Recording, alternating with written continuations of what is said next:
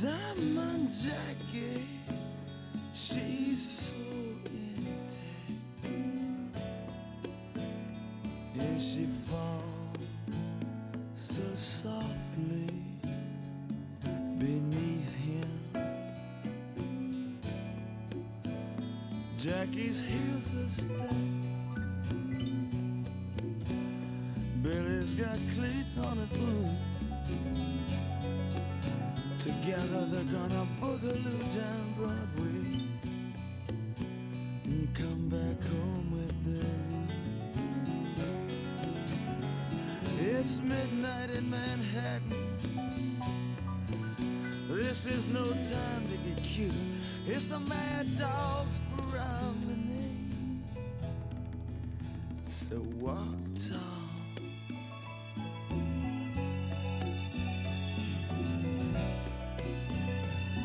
Baby, don't walk at all.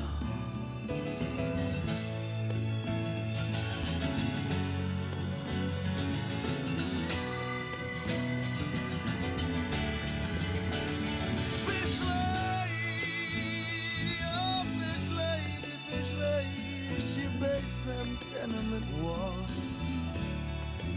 She won't take corner boys. They got no money, and they're so easy. I said, hey, babe, I'm easy. Won't you take my hand, walk with me down Broadway? Oh, mama, take my arm and move with me down Broadway, yeah. I'm a young man, I talk real loud. Yeah, baby, walk real proud for you. So shake it away, so shake away street life, shake away the city life, and hook up to the train.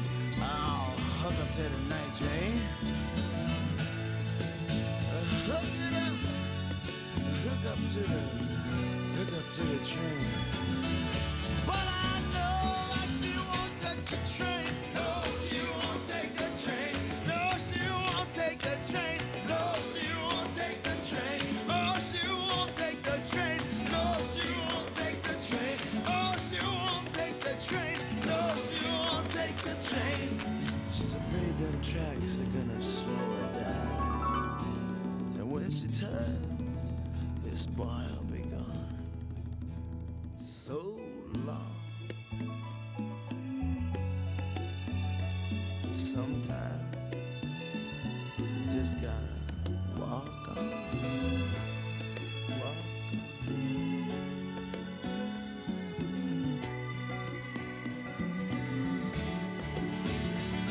Hey, Files Man, hey, Jazz Man, oh, play me a serenade. Any deeper blue you'd be playing in your parade. Save your notes, don't spend them on the blues board. Save your notes, don't spend them on the darling yearling supboard. Straight from the church, no ring. Vibes man, sting a trash can. Listen to your junk man. Oh, listen to your junk man. Listen to your junk man. Oh, listen to your junk man. He's singing, singing. He's singing, he's singing, all dressed up in satin, walking down the avenue.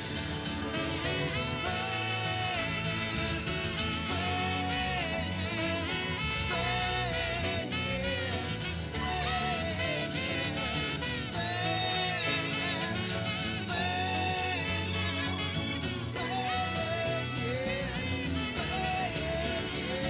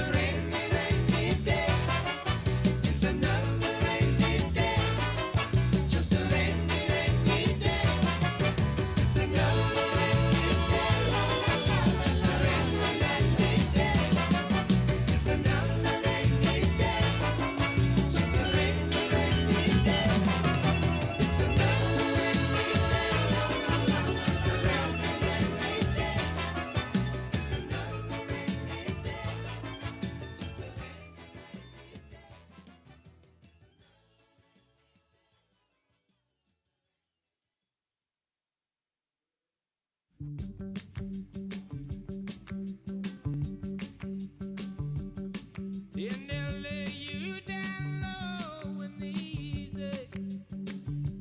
And the lips that you kiss will say Christmas.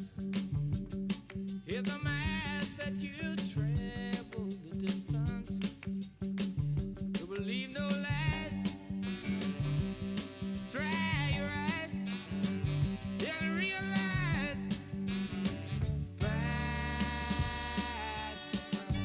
La la la la, la la la la, la la la la, la la la la, la la la la, la la la la, la la la la, la la la.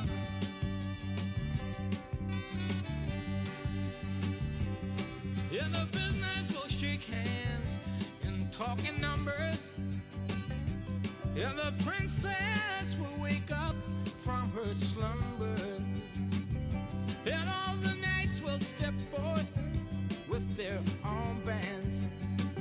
And every stranger you meet in the street will make demands. So believe no lies and dry your eyes and realize. Go. All right. Good morning, everybody. We're in a very powerful moment in history, and yesterday a watershed moment, truly historical moment in Albany. The repeal of the 50A law, a law that had held back transparency and openness, had created a horrible block, really, in the ability to build trust between police and community. This law was in the way for a long time. And for years, I've been calling for a change. Police leaders have been calling for a change. Activists have been calling for a change. Elected officials have been calling for a change. And it often seemed like it was beyond our reach. But yesterday in Albany, that change happened. And that will change everything. Because now there will be the ability to have the openness, the transparency, the ability to see what's really going on, that I think is how you build faith and trust. So I want to thank Majority Leader Andrea Stewart-Cousins. I want to thank Speaker Carl Hastie, the sponsors of the legislation, Senator Jamal Bailey and Assemblymember Danny O'Donnell. They have done something historic. You can use a word like historic, and it can sometimes be overused. This is historic. This is one of the moments where things change. For decades and decades, there were so many things in the way of change, including too often the, I think, fundamentally inappropriate overuse of power by police unions. That's what often blocked change in Albany, but it did not block it this time. So now we have the sunlight we've been waiting for. Now we have the kind of openness that will not only tell us about specific instances of discipline or what's being done with an officer who didn't do the right thing, it will start to restore a deeper faith. So that is such an important building block, but I want to talk today about the larger solutions. Transparency matters deeply, but the truest solutions come from the grassroots. The truest solutions come from the people.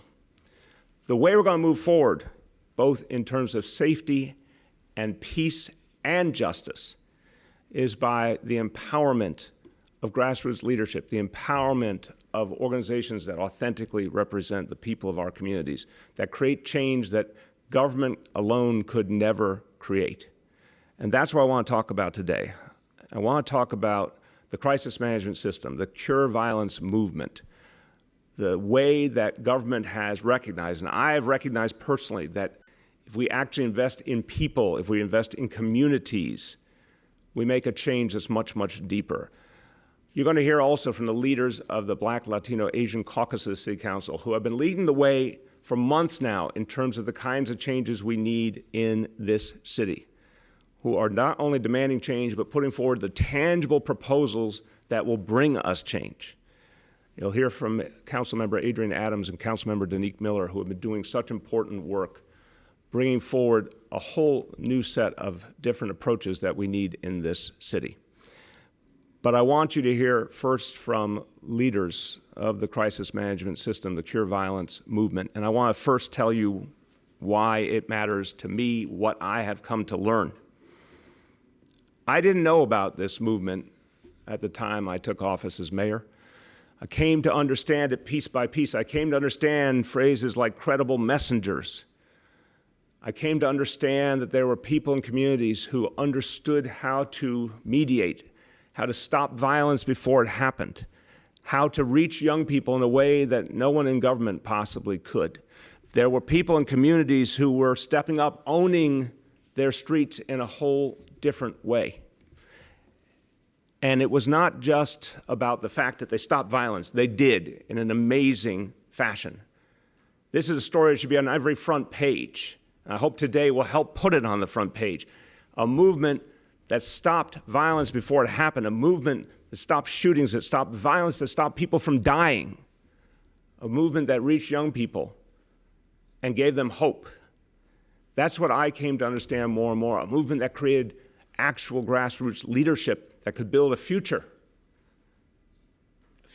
on the ground in communities, something we have needed more and more of. I've seen it with my own eyes that this is now happening in our city. But it's happening without, I think, the full understanding and support that this movement, this system deserves.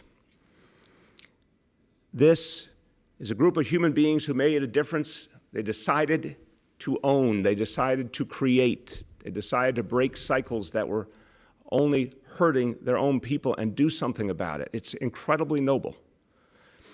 We need this movement to keep growing. And today I'm going to announce an expansion of the crisis management system and the Cure Violence movement. We will add 4 additional neighborhoods, Soundview in the Bronx, Jamaica, Queens, Crown Heights, Brooklyn, and Canarsie in Brooklyn as well. With that expansion, the Cure Violence movement will now be active in 20 precincts, all 20 precincts with the highest gun violence levels in the city. That means lives will be saved, period. Lives will be saved, violence will be reduced. We will also be increasing the budget for all existing crisis management system organizations. So between these 2 initiatives, we will be adding in the upcoming budget over $10 million for the crisis management system, Cure Violence movement. This is now an additional investment on top of the tripling of resources that has been achieved since 2014. We need to bring in additional sites, additional staff. We need more and more people at the community level hired into this work to achieve peace in a way that we have now seen with our own eyes works like nothing else. So I want you to hear from the folks who did this extraordinary work. I want you to hear from people who have made a difference, and they are, in many ways, I think, the kind of heroes people need to know, and the people who work with them are the kind of heroes people need to know. At a moment where everyone's looking for where we go, this, I believe, is one of the ways we move forward. This is where we go. This is the future. First, a 30-year veteran of this work, recognized all over the country, has taught and spread the work of peace and grassroots solutions, but not just teaches how this movement works, how this system works, but practices it every day, goes to wherever the need is and makes a difference. Her organization, Life Camp, what a powerful name, Life Camp, for almost 20 years has changed the lives of tens of thousands of young people, teenagers and young adults, and what a difference she and Life Camp have made. Let me introduce to you Erica Ford. I don't think you need a step to give you height.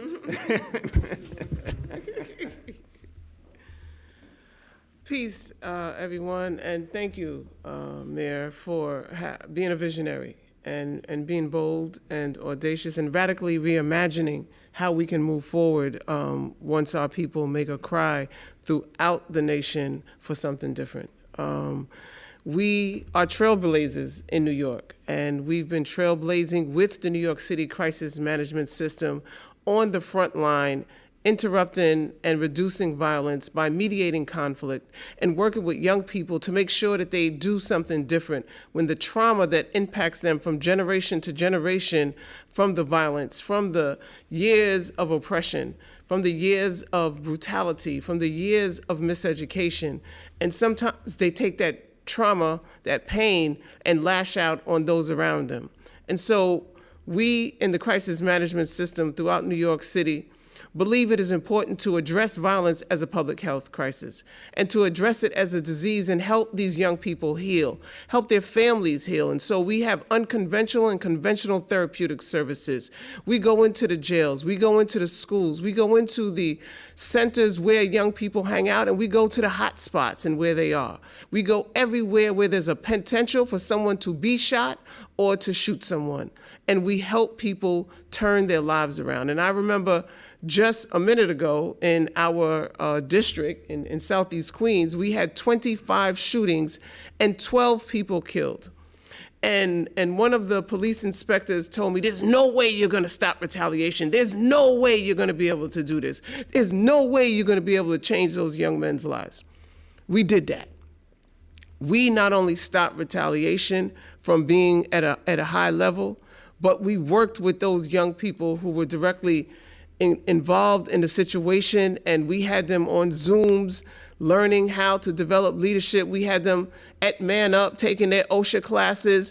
We had them challenging their pain to purpose. And we helped so many of them who lost family members heal. And this is only the beginning.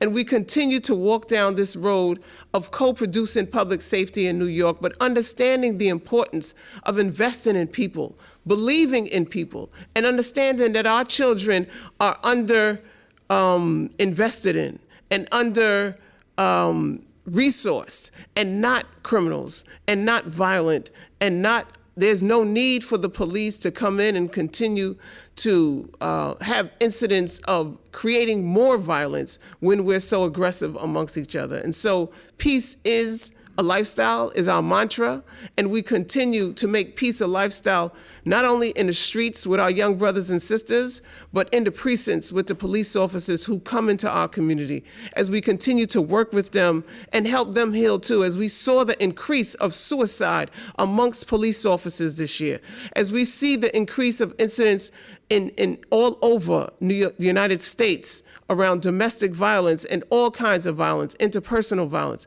That comes from pain, and we have to help people heal. We hear the cry in the streets, we understand and we see you, and we know that the work must begin in changing mindsets and healing people and putting a system together that can do something different. And we are here to take the job and stand in salute of peace. Thank you so much, Erica. So you can hear the passion and the purpose. And I've come to know each of these leaders. My admiration for them has grown. I want to introduce to you now a leader who worked for structural change. He helped to create legislation to change relationship between police and community. He worked on the big changes we need, but he also worked at the front line to create peace. Founded 696 Build Queensbridge. 696 Build Queensbridge transformed the Queensbridge houses. I don't think that is the wrong verb. I think it's the right verb. Transformed the lives of people in the largest public housing development in the United States of America.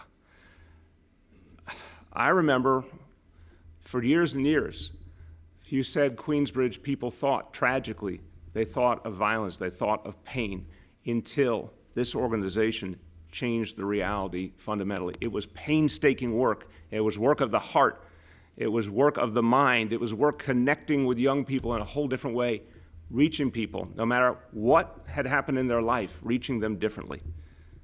I saw this work, and the only word I can use is awe that I felt to see this level of achievement. There was more than a year in the Queensbridge houses without a single shooting, something that would have been inconceivable for decades in this city, but it was achieved by this organization and people at the grassroots. The man who made it happen, my pleasure to introduce Bain. Whoop, we're not supposed to. I'm sorry. There you Okay, go. you're right. That's right. So first and foremost, thank you, Mr. Mayor. I just want to say what a important moment we are in at this time. We're talking about Black Lives Mattering. They've always mattered to us here in this conversation.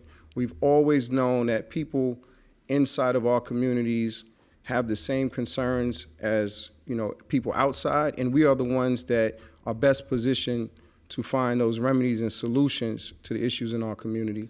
I'm thinking about what Erica Ford said in the work that Life Camp does. I'm also thinking about my brother A.T. Mitchell and Man Up, and there's a common denominator in the work that we do, and it's really easy to see that we are involved in a human justice initiative where people are at the center of the work that we do. And sometimes it's easy for us in today's fast-paced society to lose sight of the fact that we have to have a human-centered approach to making change, and also to do that, to make change in a housing development. You get asked, how do you stop shootings for 365 days in the largest housing development in the world? And that's a longer conversation, a longer question, but at the core of it is understanding that human relationships, earning trust, putting individuals and their humanity first is a key component. And when we want to affect change in a season where we see unrest and protests in this city, in this country, and around the world, we have to address it on 3 levels. We have to look at community empowerment. And when you talk to us leaders in the crisis management system and the Cure Violence Initiative, we are those people that, again, are in tune with the community. We believe in people being the voice that's heard. We have to remember, we elect our elected officials. So I don't always agree with the mayor of New York City, and I'm sure sometimes he doesn't agree with me. But when those calls and those texts come in, I know that he's going to listen. He's going to hear. And we are here in this position of change and restructuring because leaders understand to be in those positions, you have to listen to the people. So community empowerment is very important. A second thing that we do in terms of our approach is system realignment. We understand that the system is working for some and not working for all. So we have to address policies like we talk about 58, we talk about on a state level what's happening with regard to transparency with authority and accountability for law enforcement. That is very important for change to occur, a transformation to occur. And lastly, we look at the direct services that we provide. We touch young people's lives in a way that I don't see happen anywhere else. And it's because we are those persons. We are the real models. We live those lives. We stepped in those shoes. We've walked those streets. We've made those mistakes, and we've grown through into where we are now.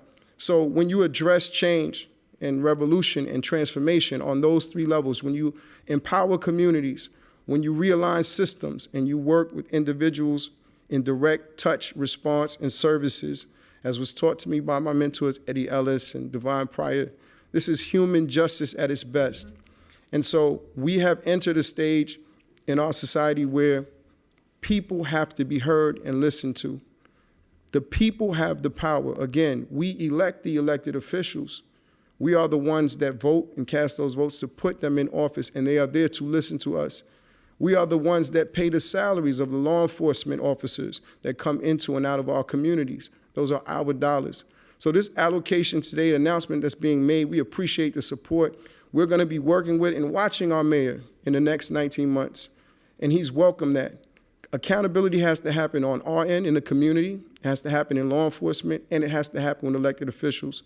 This is how we move forward. It's a pleasure and a privilege today to be here as a part of the leadership and the architecture and the visionary force behind the crisis management system with my sister Erica Ford, my brother A.T. Mitchell, and the mayor of New York City. Thank you. Thank you very much. Thank you so much.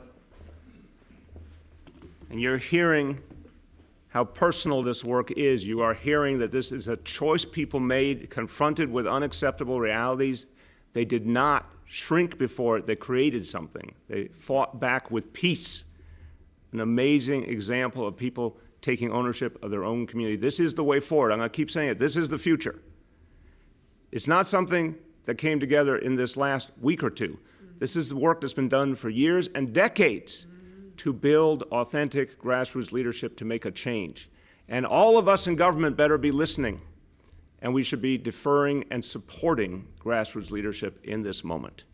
And now an example that's so powerful. So back in 2003, an 8-year-old killed by a stray bullet in East New York, Deshaun Hill.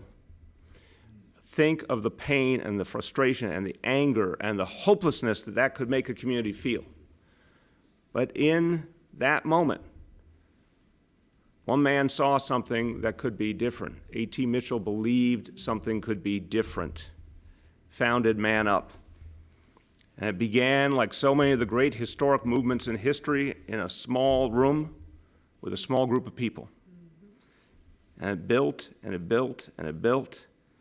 And now, so many thousands, tens of thousands of people have been touched by the work of Man Up, given hope, given purpose, given understanding of the power of peace, young people mentored, programs that reach young people and give them something positive and show them a path away from violence and toward hope. It only happened because one man said it did not have to be a broken reality. It could be something that people create that is better. I'm really honored to introduce to you A.T. Mitchell. Now I'll do it right. Yes, sir. There we go. Thank you. Thank you, Mr. Mayor. I'm very appreciative of those remarks.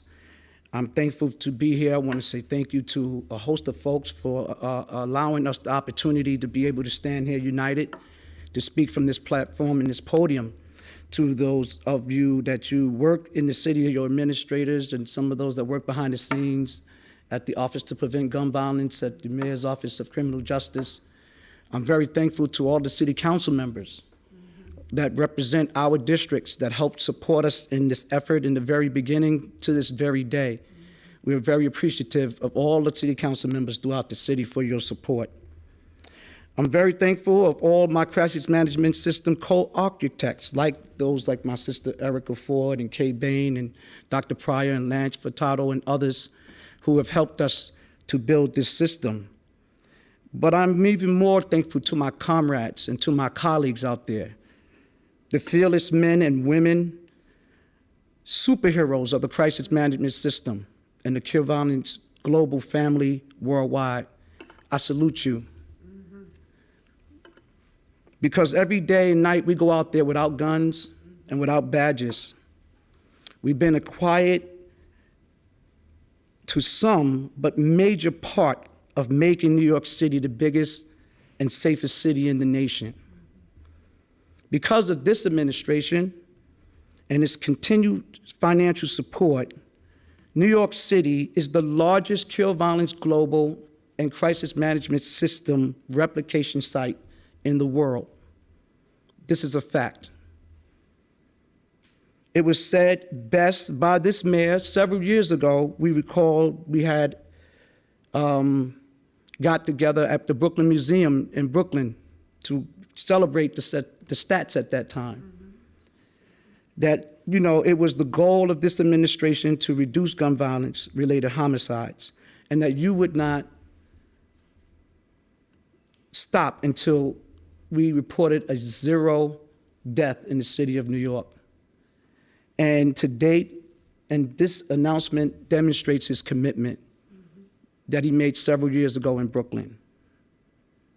With that in mind, we need to commit to baselining and increasing the funding of the system, because even though today's announcement helps us, it's still far from what we need in order to really produce the results that we ultimately all want to see, the day that we can report 0 homicides in the city of New York.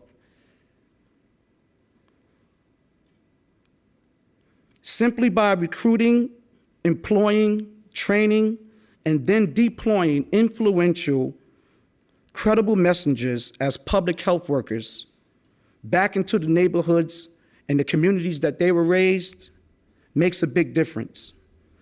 They go back into those communities with a renewed mindset.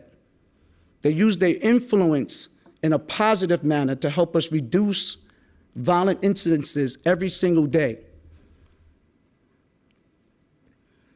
The data and the evaluations that are out there is proof of what I'm talking about.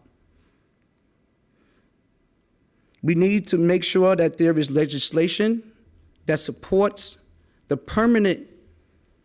making the Office to Prevent Gun Violence a permanent office in the city of New York. So just like the Office of the Domestic Violence and the Office of Immigration Affairs, we would like to see the Office to Prevent Gun Violence made permanent. I am looking forward to working alongside this administration as we further create a plan that is led by the community and driven by the community, but more importantly, a plan that is a public health approach to public safety.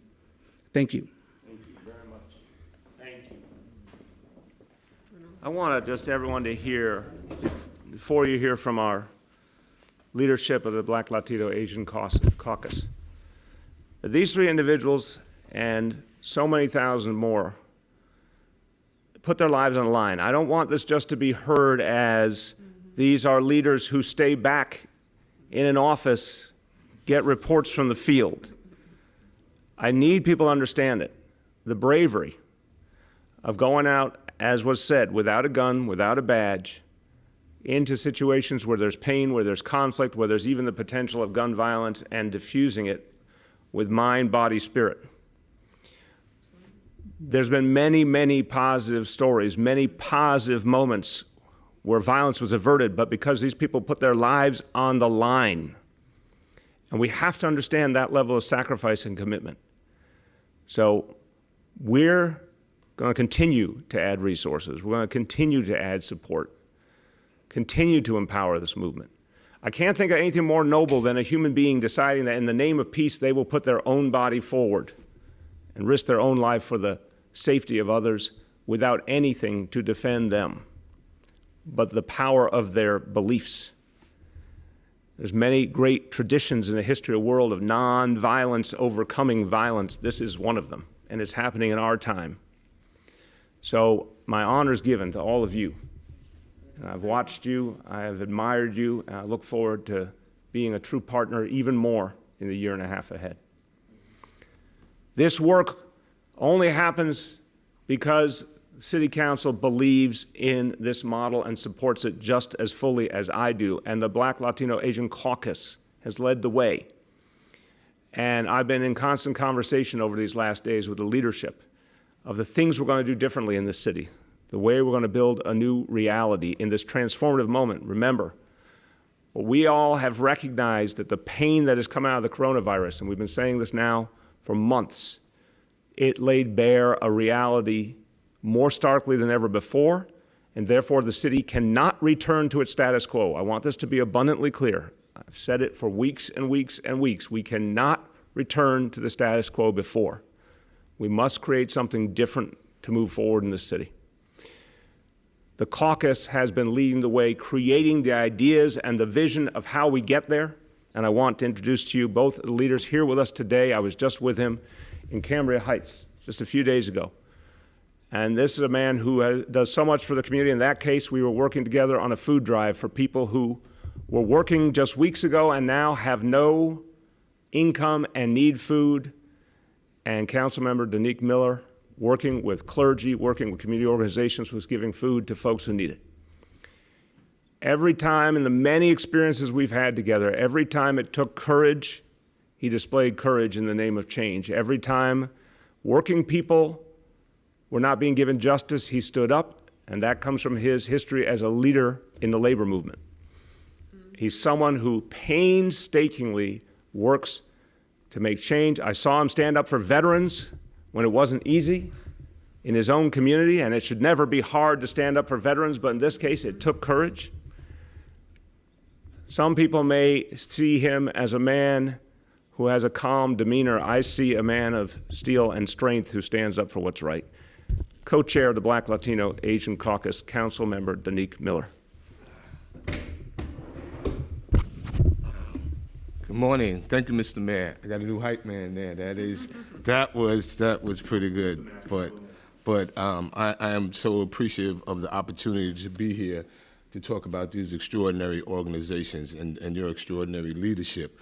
in this matter. I have had, as you give a brief history of my history, and I've had the pleasure of, even in my labor days, partnering with the crisis management groups and systems and the cure violence groups, and using some of those resources and just coming together. And I think that has been really, that type of synergy has really led to the success that this leadership has really reached out to community leaders, reached out to folks in labor and in government, and said that this work is important.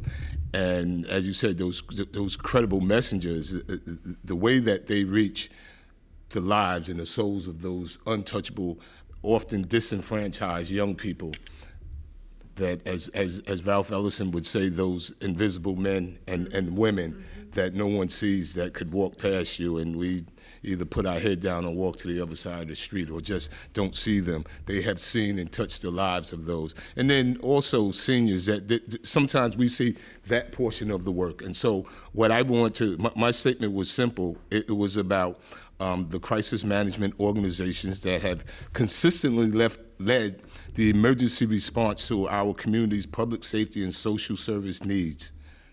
Today's announcement not only reflects the values of the work that they have done on the ground to combat gun violence, but the vital role that they will now play in aiding the city with helping our communities of color heal from the twin traumas of COVID and racial injustice. I thank the administration for its partnership with the Black, Latino, and Asian Caucus, and is supporting these ambassadors of peace as they set out to fulfill their latest mission. And so when we say that, you know, we talk very specifically about the gun violence. But I will tell you, having, you know, I show up in Queensbridge where, you know, obviously everybody has family, and, you know, when being the largest public housing in the country, and to East New York, which is where I was reared, and certainly in district, in the greater Jamaica area, and folks, when they see the orange RV pulling up, or they see the man up pulling up, they just know. And there's a level of comfort that then happens. And so it has transcended even beyond the gun violence. It is the next level of these ambassadors and the work that you do. There was such an easy transition, and quite frankly, a no-brainer when it came to not enforcement, but social distancing, the education of social distancing, right? And how they seamlessly transitioned over to those ambassadors, those group of young folks who were standing on the corner or just doing what they normally do and not knowing why they should be masked, not knowing why they should have the hand sanitizers, and what this process really looks like. It is the members of this crisis management system that seamlessly went in there and educated them on why and how it should be done. And so these are the things that they do on a regular basis that really transcend just what we see in terms of the gun violence. And the gun violence is certainly down. I would also say, I would submit that, you know, I witnessed firsthand being each and every one of them and your team members being out on the streets. And I have been, you know, I've certainly got the 12, 1, 2 o'clock phone calls and ended up in emergency rooms or precincts. But as you witnessed on this weekend and the other times that we have spoken and you have visited the community, Mr. Mayor, the work that we have done, even with the law enforcement side, was never easy, right? And some of the work that you have seen, the lack of response that you've seen in Jamaica, Queens, and in the borough of Queens overall, I can speak to, that you, unlike what you've seen throughout the city, you know, when you sit back, it is really by virtue of the work that was done by these groups in advance. This is the work that we've all done. It wasn't by accident or by chance. And to dismiss the voice and the work would be really a disservice to all of us, because the work that they do is really a manifestation of the voice of those who have been unheard, right? And so the transformation and the marijuana reform, the stop and frisk reforms, all those things, and the culmination of the work that we are hearing, and that these people are on the ground talking to these young folks, bringing to these young folks to it. By the way, they're interning with us. You know, they're really changing lives, and to be a part of that, this movement is special. I want to thank you for your vision, your leadership on that, and I look forward to working with the crisis management team and looking forward to really seeing this movement grow. So, thank you. Thank you, Councilman. Thank you so much. Now, one more speaker, and she is coming to us remotely and has done extraordinary work. I want to say that I came to know Adrienne Adams through her work in the community in Southeast Queens, work at the grassroots, making sure that government actually served people. And there's some people, when you get to know them, you can tell immediately they understand how things work and what changes are needed, and they have the will and the intelligence to make the change, the perseverance to make the change. And I saw that from Adrienne Adams time and time again. In her leadership with Councilmember Miller, her leadership of the Black, Latino, Asian Caucus, she has been a clear, strong leader saying, not only do we need to move forward, but here's how we do it. And if you know her work. It doesn't surprise you to know she has that architect's way of thinking. She's not an architect by profession. That's not my point. My point is she thinks about how you build stone upon stone upon stone to create something new that will actually serve the community. And that's the work she's done all her life. And I also have to say, on a very poignant note, and a very sad note, she lost her dad very recently in the midst of this crisis. And, was there for her family, but still there for the people she served, kept persevering as her father taught her. And I admire your strength in this moment, Adrienne. Welcome to speak to all of us, Councilmember Adrienne Adams. Thank you so much, Mr. Mayor. It is an honor to be with you this morning. This is such an unprecedented time. I thank my colleague, my co-chair, Councilmember Miller, for your work. Of course, our Cure Violence partners, all of you, particularly my sister Erica Ford, that I've admired for so many years. And I'm going to tell you a little story once I say my words. I am literally right now in the middle of a finance hearing with the New York City Council, or I would be there with you right now. But I'm happy to just give my thoughts on this, because partnerships with Cure Violence groups on the ground, intimately involved in living in our communities, are keeping our youth and communities safe. Our community has had its share of challenges over the past year, but we remain resilient. So at this juncture, it's important that we resist the temptation to overuse law enforcement to solve all of the problems in our community. We do need a holistic approach. And I thank you, Cure Violence team, crisis management system leaders, for being there for us over these years, these decades.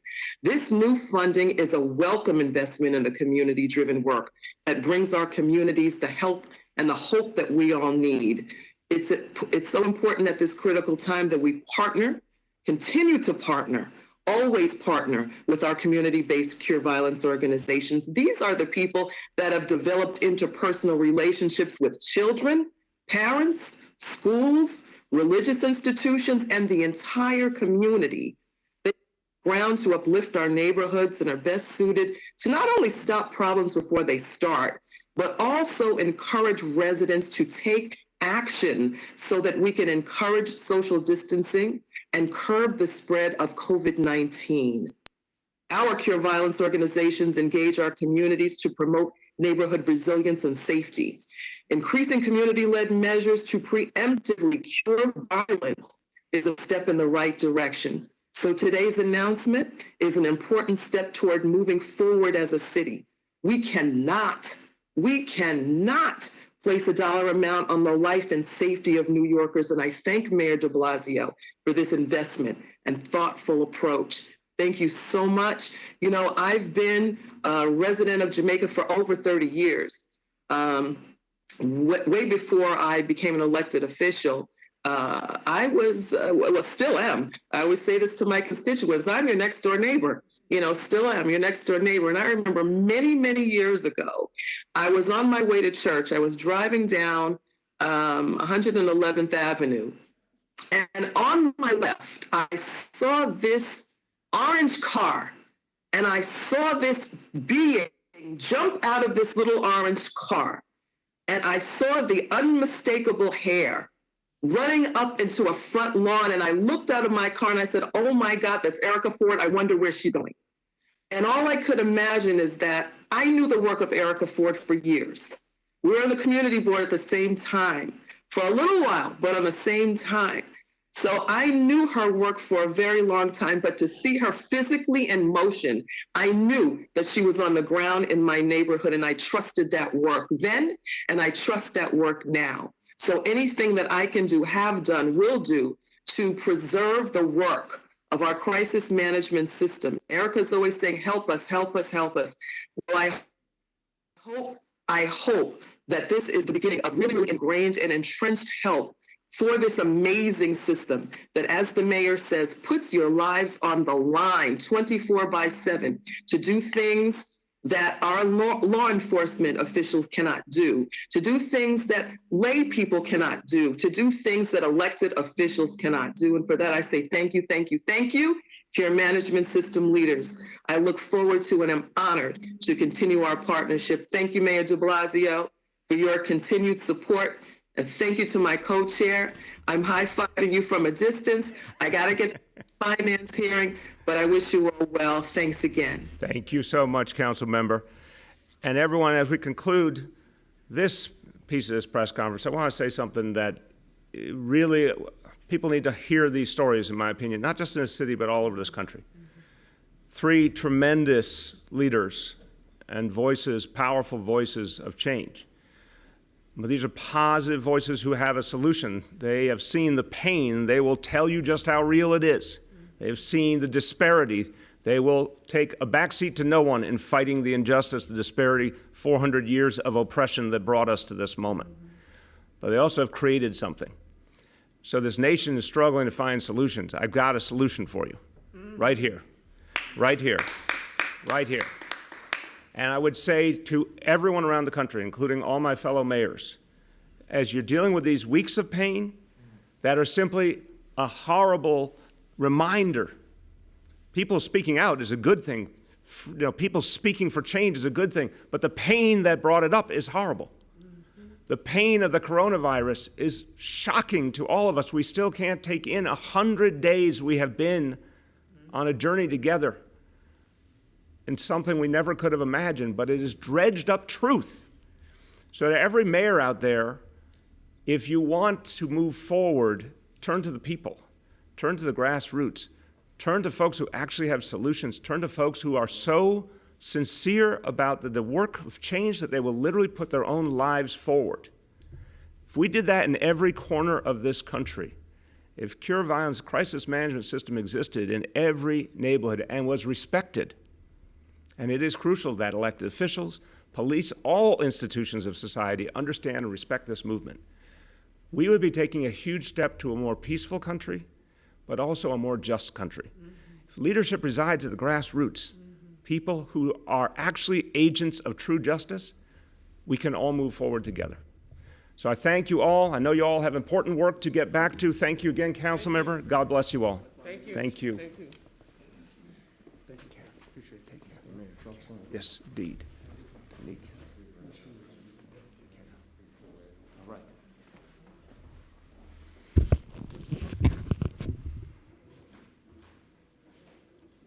Now, everything we're dealing with against a backdrop,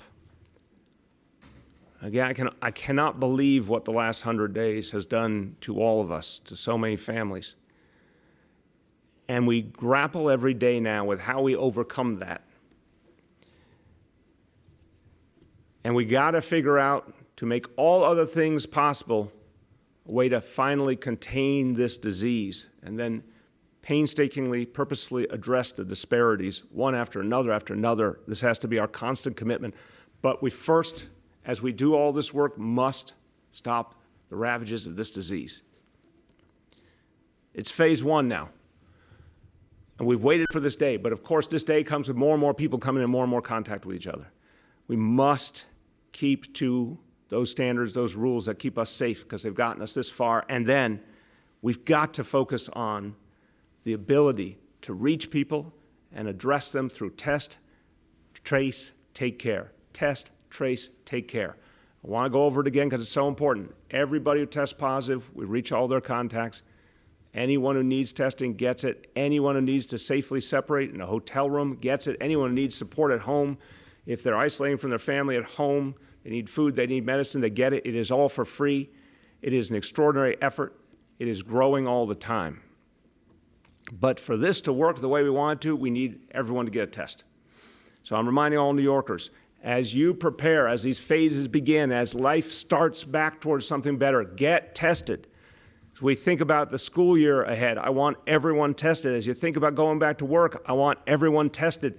We're making it more available than ever.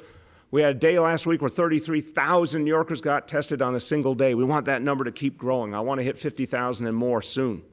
Anyone who wants to test, go to nyc.gov/COVID test or call 311. We have that test for free.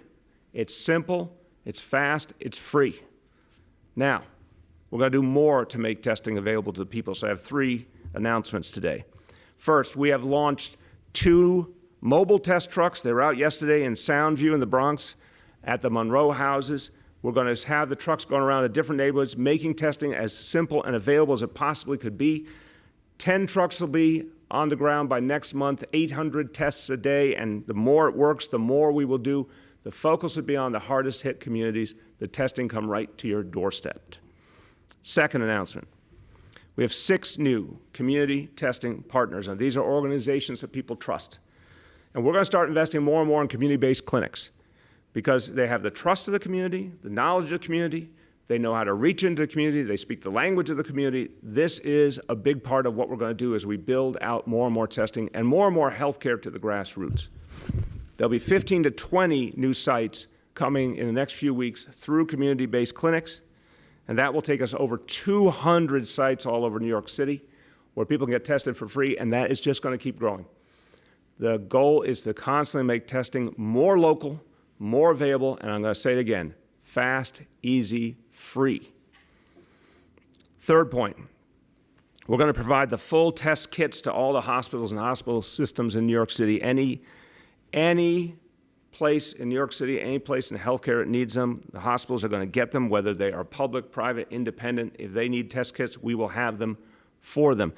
There has been a particular request from Borough President Otto in Staten Island to get more test kits to Staten Island immediately. We have these Made in New York test kits, another one of the great innovations that came out of this crisis, creating our own here in New York City. 3,000 test kits now being sent immediately to Staten Island. We will keep resupplying tens of thousands more, not only in Staten Island, but all 5 boroughs. Whatever it takes, we're letting our healthcare institutions know that if they need test kits, we will have them for them because we need testing to grow and grow and grow. And I said, test, trace, take care. Let's talk about the tracers. This team now growing all the time, over 2,500 at work now and building. We're going to keep taking that number to 5,000 or as many as 10,000 if we need to. The biggest effort in the history of this country right here. You heard earlier with our colleagues from the Crisis Management System Cure Violence Movement that in the globe, this is the single most important place on earth for that movement. This is the place where it's supported the most, it's grown the most. Well, when it comes to test and trace, we are going to show this nation how it can be done on a vast, vast scale. So thousands and thousands of tracers out there right now. On Monday, June 15th, we will give you an update. The people of the city will get an update on the work of our Test and Trace Corps. So you're going to see the sheer reach that they have been able to achieve in terms of making sure that folks get the support they need. And I always think of it this way. This is not just about testing people. It's about making sure that anyone who needs help to safely separate gets it. Anyone who needs help to isolate at home. It is about making sure the disease doesn't spread because people get the guidance and support to not be in a position to spread that disease. It doesn't happen accidentally. It happens with painstaking work. We will have a report on Monday, June 15th of those results. Excuse me. Let's talk about today's indicators and thresholds. So first, daily number of people admitted to hospitals for suspected COVID-19. Threshold is 200. Today's report, 67 patients, well within the threshold. Daily number of people in health and hospitals ICUs, that threshold, 375. Today's report, 341. That's also well within the threshold. And percentage of people tested citywide positive for COVID-19, that threshold, 15%. Today's report, 3%, an excellent number, also well within the threshold. So another very good day for New York City. Let's keep focused as we go through phase one, and it's starting really well. Let's keep focused, the social distancing, the face coverings, and when you don't need to be outside, don't be outside. It's working. A few words in Spanish. Los jóvenes de la ciudad de Nueva York no necesitan ser vigilados. Necesitan ser contactados. Vamos a expandir nuestros programas contra la violencia para ayudar a aún más comunidades. Juntos vamos a seguir creando una ciudad más segura y justa para todos. And with that, we will turn to questions from the media. And please let me know name and outlet of each journalist. We'll now begin our Q&A. As a reminder, we're also joined by Deputy Mayor Vicky Bain and Dr. Ted Long. First question today goes to Gloria from New York One. Thank you. Good morning, Mr. Mayor. I want to ask you, because I'm not sure you've had a chance to comment publicly on the arrest of the officer that we saw in the video showing the protester. Your thoughts on that? Was the police in agreement with you? And then I have another question. Yeah, Gloria, this is not something I discussed with the police leadership. It's a matter for the DA. The DA, who I respect, made a decision. He obviously based it on evidence. And look, there has to be accountability for everyone, and I respect that our justice system is going to work and treat everyone equally. So that's the decision the DA made. I respect his decision. And thank you. My second question, can you still hear me? Yeah. Okay. My second question is about the announcement that you're making today. And part of what you said was you talked about how these activists and these people that are part of the Cure Violence movement go into the communities without a gun and without a badge. I wondered if you are having any conversation or have given any thought to parts of policing that perhaps should be done differently. We've heard about this in the past whenever there is a case of someone who is in mental distress and the police responds. There's been a lot of calls in the past for the police not to be involved in these kind of calls. Traffic enforcement. Are you having those conversations? Are you thinking about it? And do you think that there is room in some of these areas of policing to rethink who and how they respond? Thank you. Thank you for the question. A very important question. So yeah, I think you're putting the pieces together very correctly. We see with the Cure Violence movement, the crisis management system, a different approach to peace. And I think what we have to recognize, Gloria, is I've spent a lot of time in communities all over the city. I've spent a lot of time in public housing developments. There's still way too much violence out there. And as we're fighting for justice, as we're addressing the coronavirus, we cannot forget the decades and decades of violence. Now, that violence stems from the same, I said, 400 years. You cannot separate that violence from 400 years of broken American history. And the oppression that happened sowed the seeds of that violence. And we have to unpiece that. We have to address that in 1,000 ways. But when you look at what people have done, authentic community leaders who've done painstaking work over decades to fight back violence as community leaders, a different kind of guardian, without badges, without guns, it's inspiring and is a reminder of the direction we have to go in more and more.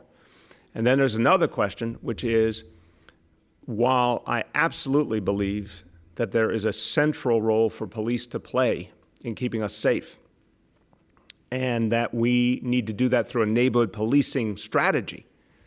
And that when that is done right, it actually creates some of the same dynamics of cooperation and trust and less use of violence, and you've seen it. You've seen de-escalation in so many cases. You've seen fewer and fewer gun discharges. There is a reality in neighborhood policing, and the training goes with it, that helps make policing better and more respectful and sensitive to communities. So we need that. But to your question, are there areas where, like we said, we're taking police away from street vending? We can do that with civilians. Yes, we're looking at all such options, but we want to do it from a prism of both what's fair and what's going to help people stay safe. That's a conversation we're having right now. The Racial Inclusion and Equity Task Force.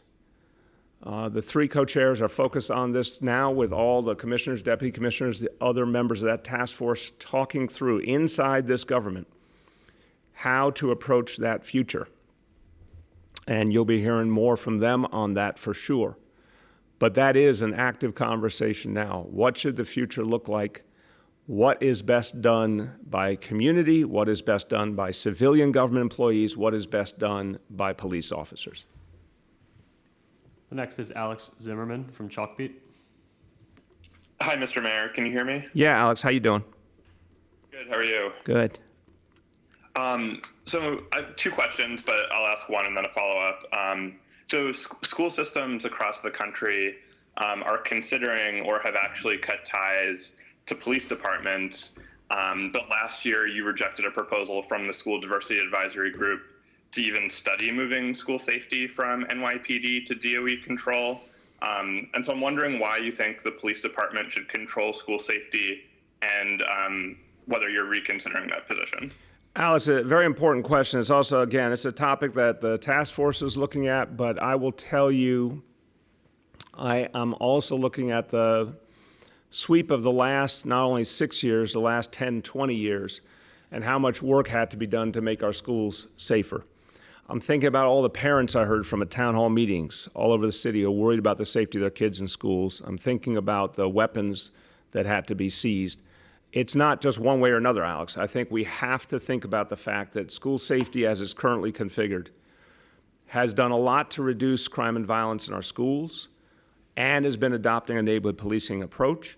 And I think there's a lot more of that that has to happen, unquestionably. In its current form, it still needs to create a paradigm for closer connection between the officers and the families and the students. I'll always consider things, but I want you to understand my honest belief that this is a situation where we have to think about the reality of safety and what each agency knows how to do, and there still is a huge safety challenge in our schools. Parents talk about all the time, and I'm really respectful of the parents of our school system, who are overwhelmingly people of color who live in the outer boroughs, and who I've spent a lot of time with, and I'm a New York City public school parent myself in terms of what my own kids went through. Safety is the number one concern of all parents. There's not a doubt in my mind. So whatever we do, it has to start from a safety perspective first, but it can also come with a lot of transformation in terms of building relationships, hearing young people, hearing families differently and better, and that's the direction I'm thinking about. Go ahead, you got another one? So I'm just not sure I understand. Are you considering it or not? I personally believe that the better approach is to continue what we have, but improve it, reform it. I know that the task force is looking at a whole range of issues, again, about what is better handled by civilians and what is handled best by the police department and how to do that work. It's not just about where it's housed, but how it is done. So I'll be listening to what they come back with, but I'm telling you my honest feeling that the safety issue is not resolved in schools at this point, and that school safety is necessary in its current form to keep ensuring the safety of our kids and all personnel in our schools. The next is Matt Chase from Newsday. Good morning, Mr. Mayor. At the top of the call, you said that 50A would change everything, your words. Will you instruct the NYPD not to invoke existing FOIA law to block disclosure records related to discipline? And I'll have a follow-up as well. Yeah, Matt, as we speak, lawyers at City Hall, Police Department are reviewing the legislation to determine everything that it means. So I'll only put one asterisk on my comments to begin with, which is I need to hear a full report from the legal team to understand the exact reality. And Matt, I'll also say I'm not going to say that every situation is the same and there aren't unusual situations that should be handled differently. But I can tell you directionally, I'd like to see the maximum disclosure at this point. I think the goal here is that all existing personnel actions be put out publicly. But again, I'll have a lot more to say on that as we develop the specific plan off the details of legislation. Do you have a deadline for the legal team for when the celebrating and the congratulations stops and the disclosure begins? Well, Matt, I'm going to say I would not act like, and respectfully, if the day after a historic vote we commend the legislature, I don't think that's undue celebration. This is something that happened hours ago. We'll have this team review it over the next few days, and I'm sure we'll have something to say very soon. The next is Abu from Bangla Patrika. Hello, Mayor. Good morning. How are you? I'm good, Abu, and I also just want to say one more thing before I hear your question, just one additional point on the previous. You know, a lot of us have been saying for years that 50A had to go. So I know everyone wants to see the moment. The moment is powerful, but I also think it's important to look at the years and years of work that it took to change the political dynamic to get rid of 50A. And that's another reason to celebrate. That's true reason to celebrate. The politics that were broken, that protected a broken law in 50A, those politics changed profoundly. And I've been calling for that change for years, and a lot of building blocks came together to make it happen. Go ahead, Abu. Thank you so much, Mayor, for your kind comment. My first question is, the social distance and mask is a proven equipment which is reducing the virus. Do you have any plan that the people who are not using the mask in the city, you will impose any kind of fine or anything? No, Abu, look, I don't think that's going to be productive, and I'm answering your question straight up. Do we have a plan to do that? No, we do not have a plan to do that. I think you're right that we're seeing the face coverings are having a really powerful impact, and we've got to keep figuring out how to get people to use them. I do empathize with anyone who doesn't really enjoy the experience. I don't either. But it works and it protects people, and we've got to make it easier and easier. So, we're just going to keep constantly giving them out for free. I think that has been very productive, Abu, constantly educating people. And I think education, reminders, free face coverings, it's sort of, let's take a positive approach to it. I also think it's true every workplace, every institution needs to keep sending the message how serious it is. And, there's going to be, and there should be, for example, when folks are going into grocery stores, they're going into supermarkets, people have to have on those face coverings. And if they don't, it's appropriate for, okay. I'm just finishing, Abu, it's appropriate for a store to say you can't come in. So that's not a fine, but it's a reminder to people that there are rules that have to be met. Go ahead. Okay, and second question is about the rent, house rent. The people who are, the tenant and the landlord both have kind of anxiety right now because a lot of people, they're not paying and the landlord doesn't pay the rent. So what is the exact message to the people, both sides? Abu, it's such an important issue. There are some people who are working, and now there's going to be more and more people who are working, and those who can pay the rent. Obviously, that's what we aspire to for everyone because buildings have to keep moving and they have expenses, et cetera. So anyone who can pay the rent should pay the rent. People can't pay the rent. We want as much flexibility as possible for anyone who can't pay the rent. I believe the state still needs to codify an approach, and it can only be done at the state level, to allow people who can't pay the rent to be on a long-term payment plan, to give them an exemption for a substantial period of time until they have income again, and then give them an opportunity to make up the rent over time. Look, the bigger solutions, would I like to see a massive stimulus that covers those rent payments? Of course. But right now we see no action in Washington on any form of stimulus. So at least what we could have at the state level is action to give time to all renters who cannot pay. So if they can't pay now, they can be on some kind of long-term payment plan once they have an income back, but only once they have an income back, obviously. I also think the state needs to be much stronger on saying no evictions. No evictions now, no evictions until this crisis is fully over, no evictions for months thereafter, because we cannot run the risk that people don't have a roof over their head in the middle of this crisis. The next is Katie from the Wall Street Journal. Hey, good morning, Mr. Mayor. I just have one question, and it sort of ties into what you discussed yesterday about healthcare, and I guess seeing all the Queens elected officials on the call. I just wanted to ask, I've asked it obviously previous, but it's about healthcare disparities within the boroughs, and this is more of a forward-looking question. Given that Queens has the lowest number of hospital beds per capita, and healthcare inequities is an issue that you've said that you've tried to work on, I want to know what your administration plans to do to address this. I know last fall there was announced a plan to expand Elmhurst Hospital's emergency room. I want to know if you know the status of that. The work was supposed to begin around now. So knowing that this borough has the fewest hospital beds, it keeps expanding, closed hospitals become apartments. So what is your plan to expand what is a real disparity in the second most populous and the most diverse borough in New York City? Thanks. No, thank you, Katie. Very important question. And I'll start, and if Dr. Ted Long has an update on the Elmhurst expansion, he'll jump in, and if he doesn't, we'll get you more. But we absolutely have to provide more affordable health care to people of Queens. So the first part, the guaranteed health care plan to reach the 600,000 people citywide who don't have health insurance. Remember, that's NYC Care, that's getting people on Metro Plus, that's making sure that people who don't have insurance and can get insurance get it, or people can't get insurance get a primary care physician assigned for free. If they cannot pay, it will be for free, and all the other services.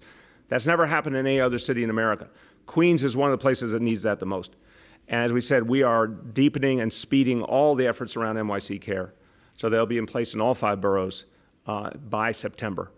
And then the point about expansion, the COVID centers of excellence, one of them being focused in Queens, making sure we keep adding, because I think your point is very well taken. This is a borough that needs a lot more healthcare support. However we can do it, we're going to do it, even though our resources are going to be horribly constrained. Addressing health disparities is going to be a central focus for the next year and a half. So, Ted, do you want to add on the specifics around Elmhurst? Ted, are you out there? Maybe you're on mute, Ted. Yes. There you go. Can you hear me? Yep. Okay, yes. We'll get back to you with a precise update on the Elmhurst expansion. Okay. Go ahead, Katie. Oh yeah, my follow-up. I mean, you said that Queens is one of the places that needs this healthcare, New York City care the most. So I think I even asked this, I felt like a lifetime ago in the Bronx. Why wasn't it rolled out? Why won't it be rolled out until September? I understand there's a ramp up to these programs, but given the facts of the lack of healthcare and the lack of hospital beds, why wasn't it rolled out sooner? Katie, again, we got to put this in the true perspective, in my view. Job one years ago, before we ever knew we'd be in this situation, was to save the public hospital system, which, as you remember, a few years ago, people were talking about closing hospitals, not adding new ones. And Health and Hospitals was dealing with hundreds of millions of dollars, sometimes billions of dollars of deficit. And I made a decision back then. It wasn't something that was really focused on much in the public discourse, but I made a decision to double down on public health care, save those hospitals, save those doctors and nurses' jobs, keep them in place, having no idea we would ever end up with a pandemic or with a situation where Elmhurst Hospital would be the epicenter within the epicenter. And it held because those investments have been made. The fact is that NYC Care and guaranteed health care was supposed to play out over a longer period of time. Obviously, because it's such a huge endeavor, trying to reach 600,000 people who have no health care coverage whatsoever. That's the size of a lot of major American cities. That's more people than live in Miami, for example, is the number of people who don't have any health care coverage in New York City. And I said it very openly, and I'll say it again. That is people who are documented and undocumented alike. But the fact is we can get it done by September. That's what we believe. While all the other efforts have been put into addressing the coronavirus, that to actually be able to have that service available for everybody in Queens who needs it, that we can have it done, and for all 5 boroughs, we can have it done by September. That's the timeline we know we can achieve. The next is Yoav from the city. Hi, everyone. Mr. Mayor, I wanted to ask you, you said a few times recently that the police discipline process is moving faster already. And you pointed to a couple of high-profile cases in which the city has taken action. But I haven't heard of any changes to the discipline system, either from the NYPD or from your office. So I'm trying to understand, how are they already moving the discipline process faster, or is it just that the high-profile cases are moving to the top of the queue? Unless you've hired more people or mandated investigators to use overtime, I'm just not sure what's changed. So I'm wondering if you can be specific to what has allowed the process to move faster, if that's indeed the case. So, Yoav, I don't have the exact statistics in front of me, and to your very good point about if it took more investigators or whatever it took, I would support that. But the proof is just in the actions that we've seen now, a series of disciplinary actions that have moved more quickly than what we saw in the past, and it proves it can be done, and it has to be done a lot more. We'll make more systematic announcements in the days ahead, but I'm actually very tangible in my worldview. When I see something move, that's what I care about, seeing that process that used to take longer now is going faster. It certainly happened in the case of the officers in Lower East Side. It certainly happened in the case of the officers in the recent activities with the protests. I want to see it go a lot faster than that still. But I'm going by just tangible proof. Something is moving, and we'll have more to say on how we make that systematically clear going forward. Okay, I'd like to follow up on that, but I actually have another question to ask. So I wanted to ask you, Mr. Mayor, you've ended solitary confinement for youth under 22 in city jail. Is it time to end it for all inmates, to end solitary confinement for good in city jails? Yoav, it's an important question. I think we need a process to evaluate, and not one that has to take long, but should be very thoughtful, where we're going out front. Look, I'm someone who made the decision, and it was one that is not the norm still in this country, but I made the decision that we don't want to see young people in solitary, and we kept raising that age up, as you said. And I believe it was the morally right thing to do, and I believe we've been able to do it in a way that's effective. And I think it's a valid question to say, can we go even farther now? I really have great respect for Jennifer Jones Austin. As you know, co-chair of my transition when I came into office, I think a voice of conscience in this city. I know she, in her role at the Board of Corrections, is looking at this issue, talking to the stakeholders, determining what is a smart way forward. Our commissioner, Cynthia Brand, is always looking at these issues. She's been a reformer her whole life. First Deputy Mayor Dean Foulahan, who has Department of Correction under him, is looking at these issues. So I think it's something we need to evaluate in a thoughtful process with all the stakeholders and then decide if there's the right time to take the next step. The next is Bridget from WNYC. Good morning, Mr. Mayor. I have 2 questions also. My first is related to 50A. At the top of the presser and in previous press conferences, you talked about how it's really on the state legislature to make the changes, how passing it is how you build faith and trust. But it was your own administration, in fact, your law department, that was responsible for the reinterpretation of the law in a more restrictive fashion, which essentially blocks some of the disciplinary records that had been released even under the Bloomberg administration. So I'm just wondering to what extent you acknowledge your own administration's role in preventing some of this police transparency sooner. Bridget, look, I've spoken to her before. I'm going to do it again. The Corporation Counsel at the time, Zachary Carter, highly respected legal mind, the guy who prosecuted the Abner Louima case, the guy who settled the Central Park 5 case, he said to me, this is in fact, even though it does not conform with our ideal of transparency, this is the law in New York State and this is how it has to be dealt with. I would have unquestionably wanted to see more disclosure if it was not legally blocked. I have been working for years to get 50A changed so that we didn't even have a question because, you know, Bridget, if you think, well, it would be fine to just go do something even though it was illegal, that would be overturned really quickly. That's what my corporation counsel told me, that no matter how much we wanted transparency, it would not hold up in court. We would be enjoined from doing that, and that was the end of the discussion. But the much better path was to change the law, and for the first time in a long, long time, that law has changed, and now we have the ability to be transparent. So I don't accept, honestly, I don't accept the notion that somehow my corporation counsel, I'm not the lawyer here, he was, that he had a reason to want to be untransparent. No, as a lawyer, he believed that's what the law required, and we all set ourselves to the work of changing the law. Go ahead. Thanks.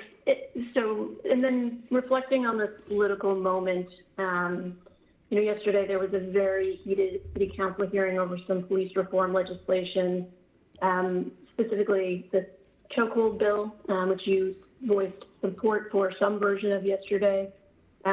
It's legislation that's been around for 6 years, and now there are versions that are being discussed at the state and federal level.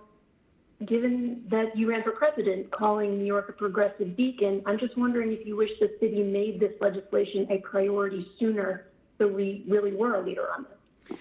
Bridget, I believe we were a leader because it was banned by the NYPD and had been banned for a long time. I think the legislation is now the right thing to do. And I think there's been other actions in the law that make me comfortable that it's the right thing to do and it's the right way forward here and everywhere. So I think there's always things that we need to do better. Every question is, should we do better now? Could we have done better in the past? I'll always say yes to both. But I do stand by why we are a progressive beacon, and I'm not going to let anyone denigrate that, honestly, or underestimate that. What we talked about earlier today, that work with the Cure Violence movement, has been going on for years and years. And honestly, I don't think it got a lot of attention. I think it deserved a lot of attention. I wanted the people of this city to know these leaders and know the work they're doing. I don't think a lot of the things that were done to change policing, stop and frisk got a lot of attention, getting rid of that. Settling the Central Park 5 case got a lot of attention.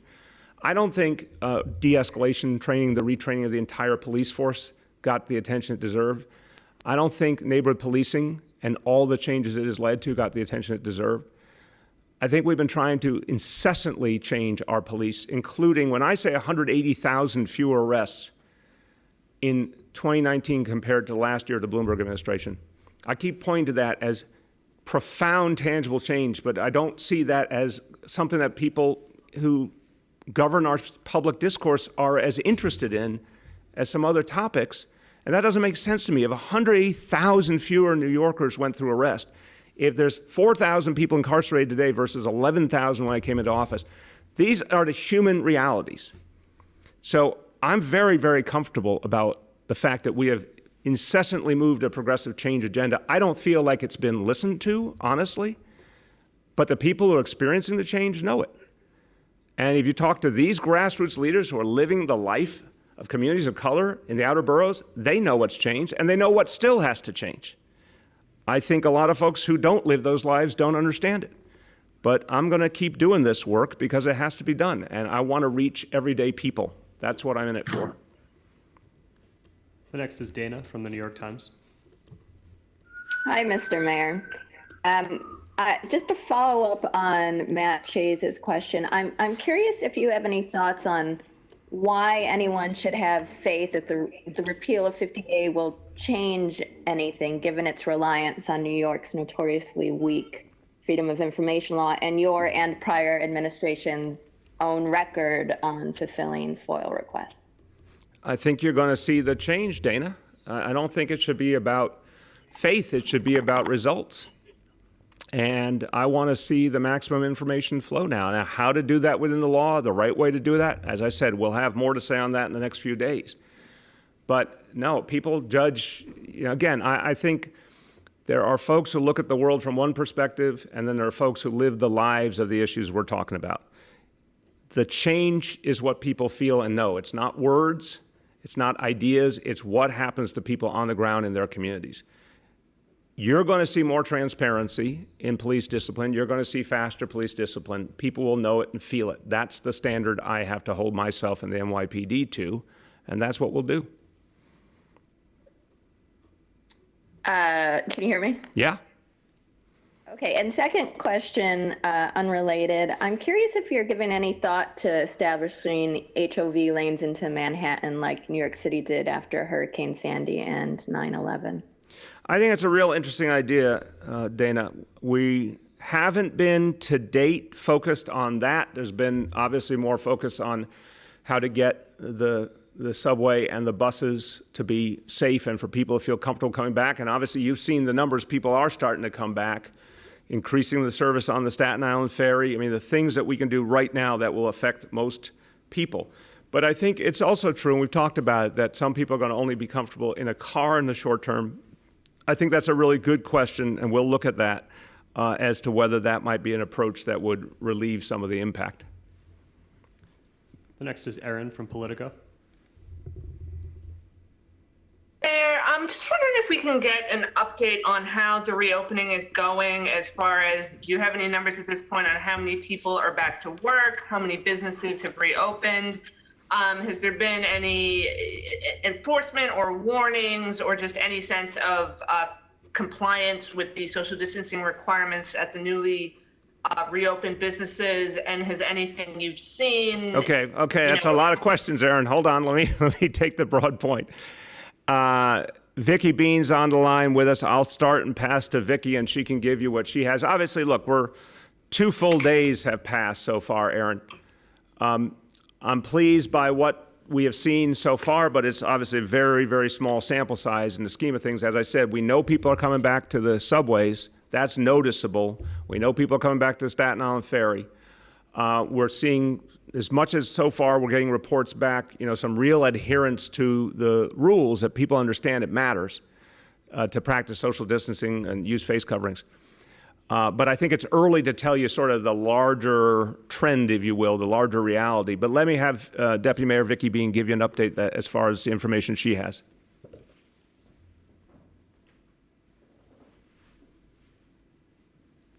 Vicki, are you out there? Let's try that again. I know she's in the lineup. Vicki, I think you might be on mute if you are talking, or else we have a technical problem. We'll come right back around. We can move on. All right, let's figure that out. We're going to come right back. Erin, if you have another question, why don't you go to that, and then we will see if we can get Vicki right back. No, that's it for me right now. All right, so what we'll do is we'll give you a credit line we'll take one more question and then come back to you as we find Vicki. Last question for today goes to Jacob from the Jewish Insider. Jacob? Good morning, Mr. Mayor.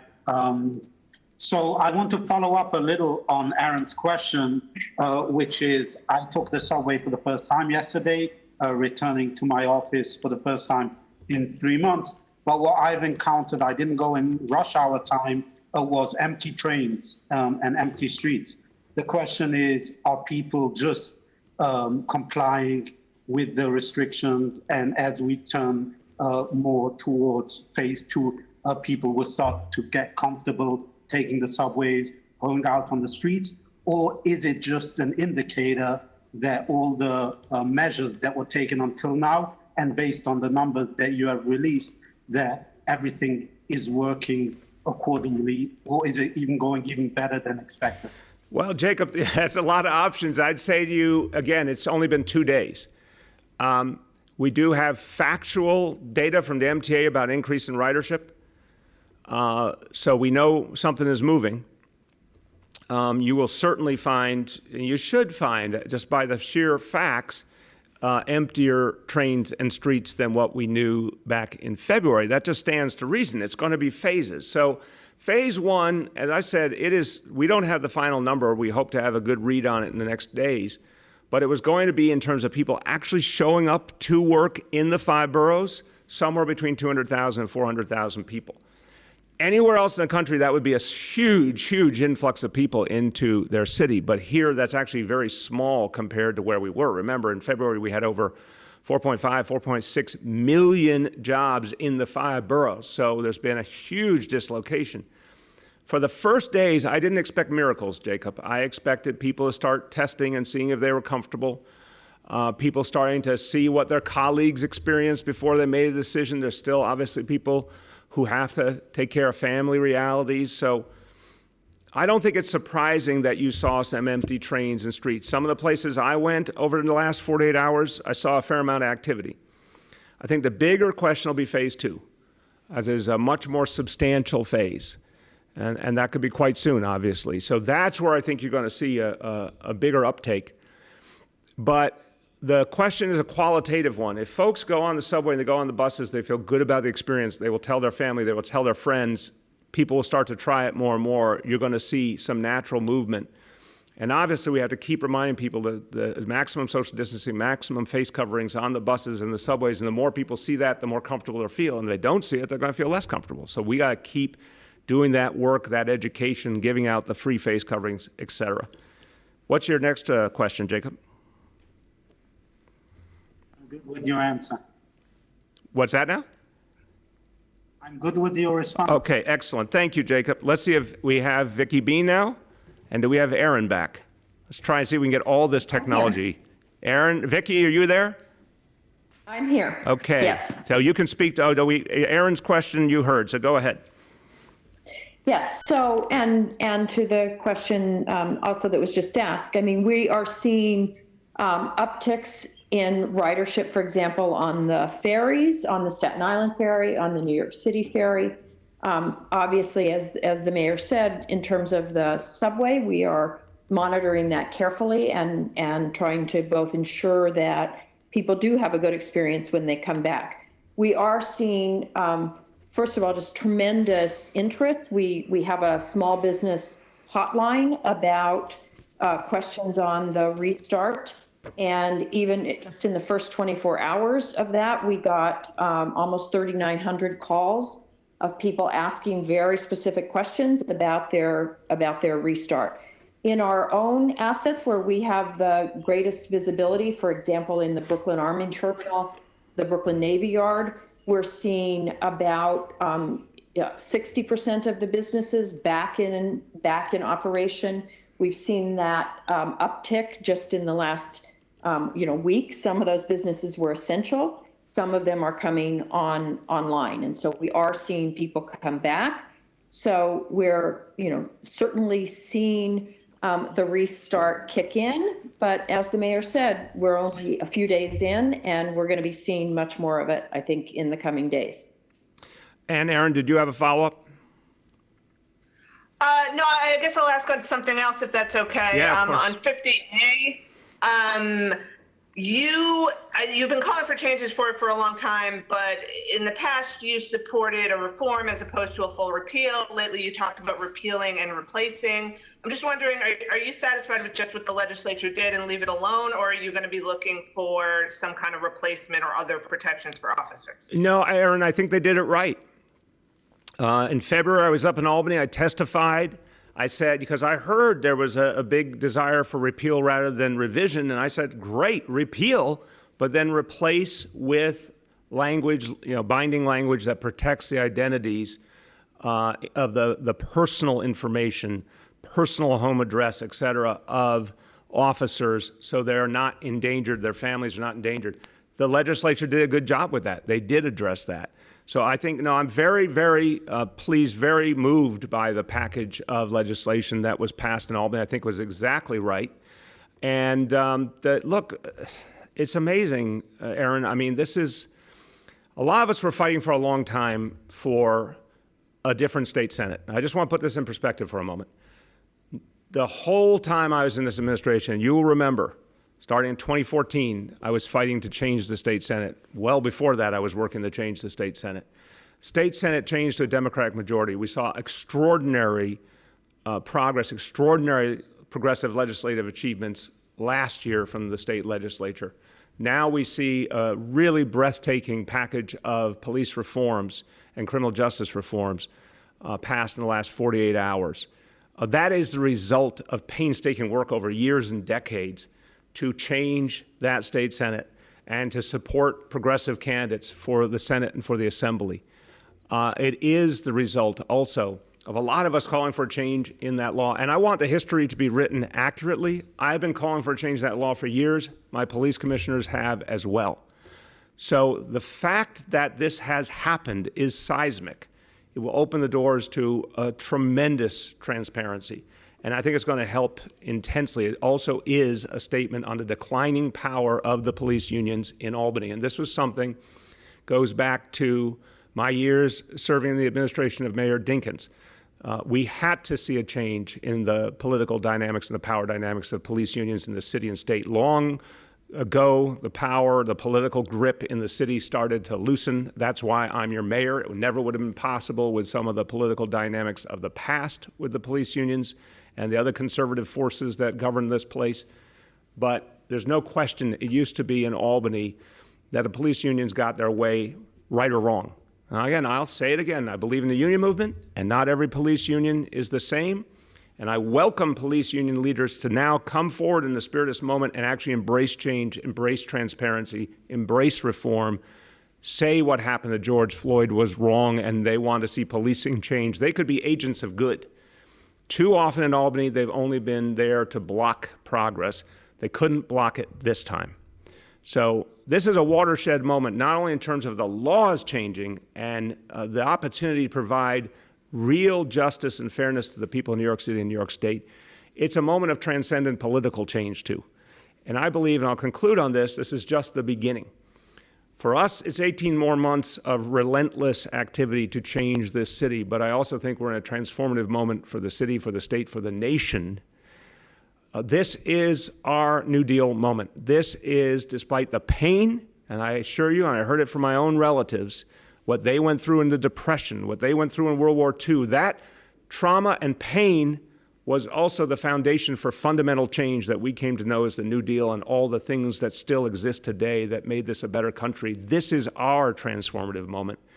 And I intend, with the power I have as mayor, to make that vivid and clear and sharp and tangible over these next 18 months. And one of the things, as I started today, I'll end, is empowering grassroots leaders who have been doing the work for years and years, who are the people who can bring change and peace.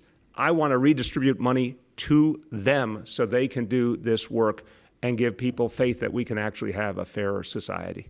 Thank you, everyone.